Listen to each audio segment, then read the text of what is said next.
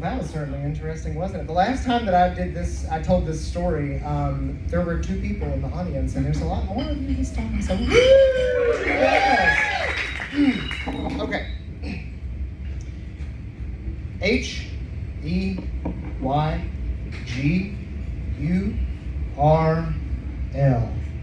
Hey, girl. Brian always spelled girl with a U. And that was some of the first words that he ever said to me. You see, Brian was one of the first people with an intellectual and developmental disability that I supported to live in their own home. And honey, he was unabashedly gay, okay? He was about 45 years old, and he had short cropped hair, silver. He had glasses, he was handsome, and he was a wheelchair user, right? And Brian did not speak the way that I am currently speaking because he had cerebral palsy and it affected his vocal cords. And so he had this clipboard with letters on it and the occasional word that he would use very often. And so when you communicated with Brian, he would spell out what he was saying. So communicating with Brian was an exercise in patience. And he knew that, and he did not give a fuck. Okay? That was Brian's vibe. He did not give a fuck. Now, Brian had hand-selected me, right, because he was, and I was. So, everyone else on his team was mainly dudes of the heterosexual variety. And so he was like, oh, here is someone that I can really bond with, and we can go out and do gay shit with together, right? So, it's like 3 days after my 21st birthday, okay? I'm fresh out the box. I can go to gay bars now. And Brian has hand-selected me, right, to be his Friday night support person. So I show up at his gated apartment complex, right? And he has this button on his chair that he can press that swings open his door, right? And here I am, and he says, H-E-Y-G-U-R-L. Hey, girl. So I walk in and I'm like, okay, well, this is my first solo shift with Brian. What are we going to get into? What are we going to do? And he looks at me. And Brian had this way of, it always, for whatever reason, reminded me of the Grinch, where he could, wiggle his eyebrows really fast. I can't even do it, but he, would wiggle his eyebrows up and down. And anytime he did that, it meant we were getting into some trouble, right? So he gives me the eyebrow wiggle and he says, we're going out. So we eat dinner together in his apartment. I help him get into his going out clothes, and I help him spray on his Crush cologne, which was his signature scent, right? By this time, the sun is going down, and out the door we go. Now, Brian lives on the corner of Wenzel and Liberty Street. Y'all know around about where that's at, right? Right down the way. And we walked up to Jefferson, and we walked about 5 blocks until we got to Preston Street. And we were at this, flat level building, and all of the windows were blacked out. You could not see inside or outside of them, right? And above the door in an arch, it said, triangles. Oh yeah, some of y'all know. So he nods toward the door and I open it and he wheels inside. I feel like before I go on, I need to tell you that I saw the advertisement for this job on a bulletin board at my church. That is very important to the story. So I go inside and I cannot see a damn thing because the lights are so low, and when my eyes adjust, I see that there are black lights everywhere, and Brian has rolled up to the bar, and as soon as the bartender sees Brian, the bartender yells, oh God, ladies, here comes Brian, gird your loins, somebody go clean out the urinal trough so we can throw him into it. And I'm over here it's my first time ever at a gay bar. I'm a baby gay, okay? So I'm like, what the hell is this mess, right? Brian, however, seems unfazed, and so he starts spelling out on the board, and I don't know if you picked up on this yet, but it's my job, right, to interpret whatever he says. So I'm leaning over while he's, typing, and it's F-U-C-K-U, and I'm like, Fuku? Fuck you. And then I'm super excited because I'm woo, crushing it. I'm killing the job, right? I'm really good at this. And then I realized that I just said fuck you to an absolute stranger and was a little mortified by that. The bartender, whose name is Brandon, by the way, rolls his eyes in mock annoyance and then places a drink in front of Brian that, as far as I know, he didn't ask for, but he places a drink in front of him. And I recognize that, like, in the black light, this drink is glowing in the dark. And I'm like, what the hell is that? And Brian looks at me and he, does the little eyebrow wiggle. And he says, it's a gin and tonic. I don't know if you all know this or not, but in black lights, apparently gin and tonics glow in the dark. And he says, it's the quinine, right? So Brian takes about 15 to 20 minutes to kind of catch me up to speed about who all is sitting around the bar. There's a Richard, there's a Janet, there's a I don't know who, whatever, what the latest gossip is. But he's like pecking it out on this board, right? And it's taking forever. And me, I'm a young buck, I'm used to texting and instant gratification, right? So this is like really slow for me. And of course, Brian is fully aware of this, but like I said, Brian does not give a shit, right? So Brian begins to spell out to me that he wants me to take some quarters out of his fanny pack. Yes, he wore a fanny pack on the regular because he doesn't give a shit about that either.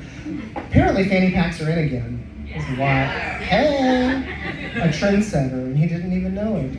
But, so he has me pull these quarters out, and then he begins typing out numbers. And I'm just like, what the hell is he doing? After a minute, I realize what he is doing is there's a jukebox in the corner, and he has memorized the sequences of all of his favorite songs, right? So he is telling me what songs he wants. Now, of course, I can't remember these things because I'm a baby gay and it's my first day out, right? So I get a cocktail napkin and I'm writing down these songs. And then, he's like, go on, go over there, put them in the jukebox, let me sit with Brandon and we're gonna gossip, we're gonna kiki for a few minutes, right? So I do, and I'm punching in the numbers, and Brian and Brandon are just like cackling over in the corner, looking at me, checking out my ass probably. I don't know if you've noticed, but... So Brandon winks at me, and I'm, a little uncomfortable because, like I said, I've never been out in this space before. And then a song comes on, and it is the song that I have come to associate with Brian. Oh.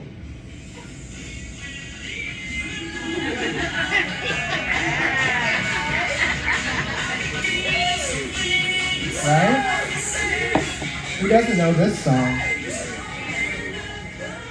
It was Believe by Cher. And so Brian finishes his glow-in-the-dark cocktail and he orders another gin and tonic, and then he looks at me and he says, it's time.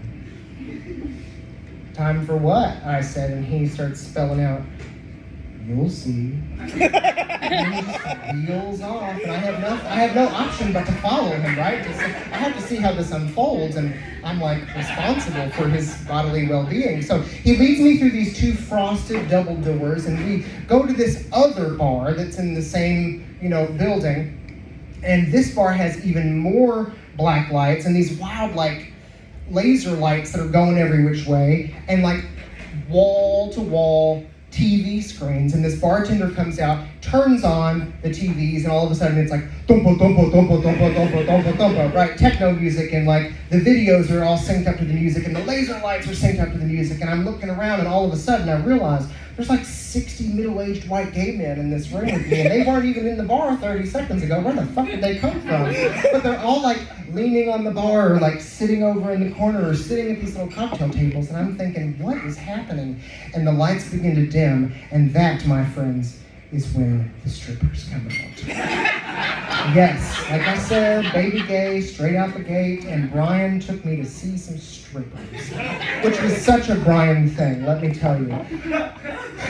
So, the strippers all come out, and they're wearing their like G-strings and their thongs and literally nothing else, and they start like grinding up and down right on these middle-aged white gay men who are leaning against the bar. And Brian looks at me, and he looks down at his thing, and he starts spelling D-O-L-L-A-R, right? So I open up his wallet, and there in the wallet are 20 crisp new singles that he got from the BB&T downtown that afternoon, specifically for this purpose, right? So I pull out a dollar bill and I give it to him, and he I put the wallet back in his fanny pack, and he, raises his palsied hand and he starts like shaking it, right, like ready for these strippers to come over. And one of them does come over and leans down and gives Brian a big hug and lets Brian put the dollar in his G-string. And then he totally just pulls out his dick and his balls and puts them on Brian's palm, right? Like it's a totally normal transaction. And Brian starts doing that weird hand wiggle thing. Where from when you were a kid and you had those Chinese medicine balls? You know what I'm talking about? To get them to go around in a circle, it was supposed to be healing or whatever. I'm sure this one in particular was very healing.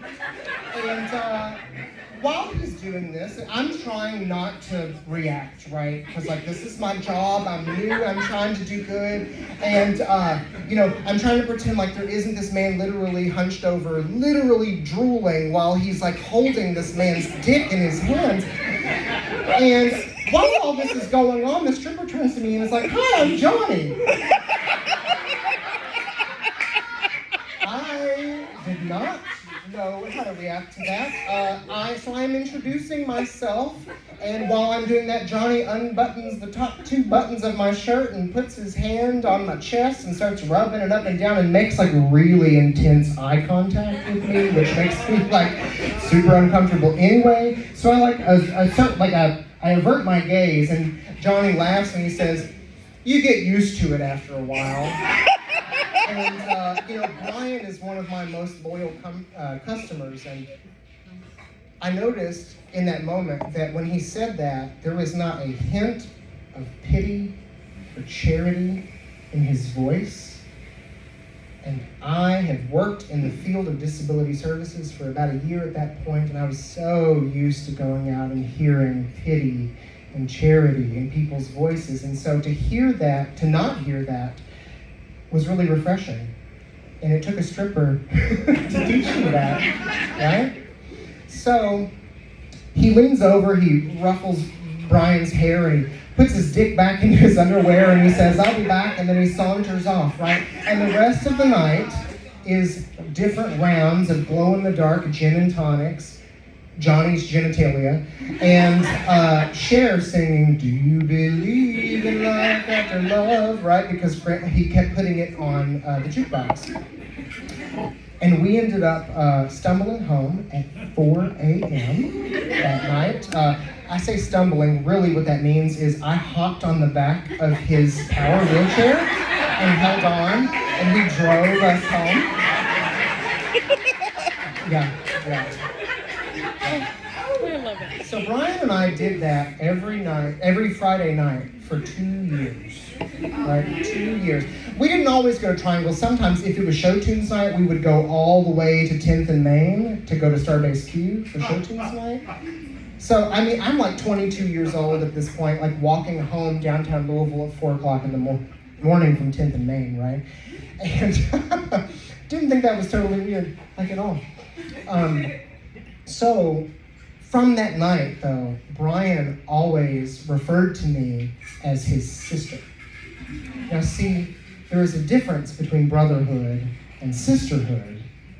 Brotherhood is, lifting you up when you've scored the winning goal in sports ball, whatever the sports ball is. It's 6-packs or 6-packs. It's grilling out in the backyard, right? But sisterhood is keeping secrets and borrowing outfits and opening up that bottle of Pinot Grigio together because you didn't get that job that you wanted, right? And Brian said that we were sisters, right? Now, Brian shattered every preconceived idea that I had about people with intellectual and developmental disabilities. Number one, he lived on his own in an apartment. I didn't realize that people with disabilities could do that. Guess what? They can. Number two, I, up until meeting Brian, did not even really think about how people with disabilities are sexual beings. Right? We often don't think about that because if we're really honest with ourselves, oftentimes we think about people, especially people with intellectual disabilities, as children, right? And not only is that not true, it is actually really harmful to people. So we should stop doing that. If you take anything away from this story, take that away. Stop doing that. But also, too, before meeting Brian, I didn't realize that, like, disabled people could be gay, right? Like, not just culturally, like, this is my husband, Mark, gay, but, like, glory hole, holding a stripper's balls, tons of fiddling kind of gay, right? Like, countercultural gay, right? And so, if anything, this whole thing taught me that, like, disabled people are people. And we so often forget that disabled people are complicated and broken and whole, oftentimes in the same way that their able counterparts are, right? So unfortunately, about 6 years ago, Brian passed away. And, he had that I don't give a fuck attitude, and his body eventually just, gave out, even though his spirit burned bright. And I was honored to be a pallbearer at his funeral. I sometimes still go to a lot of the same places that he and I used to hang out together.